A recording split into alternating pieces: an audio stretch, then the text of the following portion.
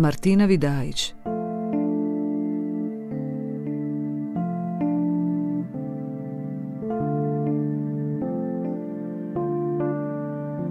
Kućanica.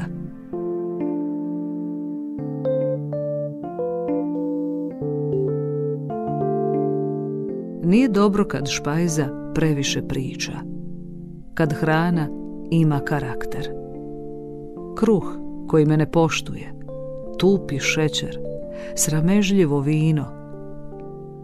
Kraste s konzervi padaju po kuhinji, crveni snijeg što sve pokriva, ali unosi nemir, poput laži. Dok se spuštam bulevarom, vidim to crvenilo u semaforu. On kaže, sad stani, gledaj kako tvoja smrt bježi u hladnom oklopu i sa 100 km/h kao odluku na raskrižje obara djevojčicu na biciklu. Strašna je vijest koja već leti.